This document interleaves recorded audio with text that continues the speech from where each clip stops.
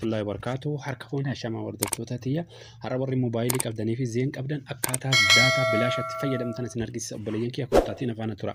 Kana jechuun garuu jalqaba shabakaa fi telegiraamii buufachuu qabdan jechuudha. Telegiraama qabaachuu qabdanii telegiraamaa fi aappiinis isii tana aappii tanaa fi telegiraama buufadha.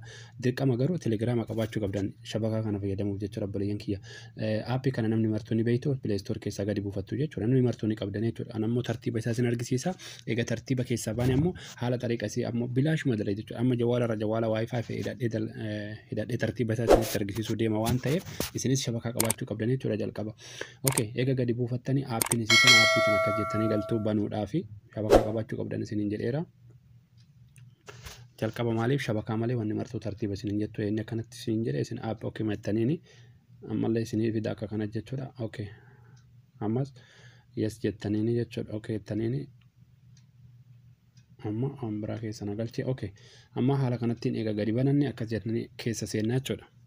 Amma okay yennaan jechuudha haala kanattiin beeksisa kanarraa deebitu okay jettaniini okay haaluma isin gaafatteen okay gaafattan jechuudha. Haala kanattiin isiniif dhufti jechuudha amma isin jechuudha.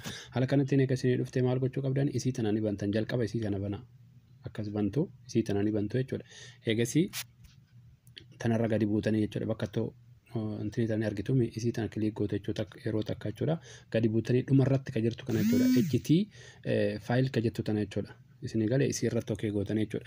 Egaa amma haala kana mayyuu xumurtanii gubbaarra tol baatanii kun sararri sadiin kun jirtimi isii sanarra kilik gootanii eegasii gadi buutanii telegram channel ka jettu kanarra kilik gootanii jechuudha. Eegasii haala kanatti isin dhufa jechuudha linkiidha kunniin haala kanattiin keessa amma zeen kaasa ka jettu as keessa barbaadanii irra kilik godhattanii jechuudha. Isin itti walumaan barbaanname amma bakka isin jirtu san jechuudha. Okay. Asin jirtu walumaan barbaannaa zeen kaasa jetti isinillee haaluma kanaan barbaadattanii jechuudha. Kunniin linkiyoota gara garaati jechuudha biyya adda addaatti jira. Bakka hedda jechuun ijoolleen bakka naannoo biraallee fayyadamuu dandeessan jechuudha bakka gara garaa. Kun amma kiyya asitti zeen firii kaasa jetti jechuudha. Bakka kanattiin kilik godhaa jechuudha. Eegasii kun qobii matana bira nafiddi isima echiisan irratti kilik gootan jechuudha haala kanattiin. Okay beeksisa akkas beeksisa irraa deebitanii jechuudha bakka kanaan. Beeksisa laatool isin dhufsan. Okay amma haala kanatti murtaniimi isin dhumatteerta amma isin bitaleetii jechuudha. Anamma shabakaa kiyya akka gubbaa irraa hidhadhe kana cufee tanan start godhaa jechuudha. Okay kottaatiin afaan tura. Amma shabakaa kiyya cufachuu deemaa jechuudha. Kunoo akkuma argitan amma isaan hidhadhe waan ta'eef hin cufaa. Kunoo stop jedhee jira jechuudha. Ammallee wifi gubbaa irraa illee ni cufaa jechuudha. Argitaniimi. Okay amma achitti aappii sana bira deebi'aa jechuudha. Okay aappiitiin kunooti amma start jettaniin beeksisa qabdi xinnoo start jettaniin jechuudha haala kanatti okay jettaniin amma isiniif iddii eeggaa hin dalayte jechuudha alaa xool dalayte xinnoo sabaraa isiniif dalaga.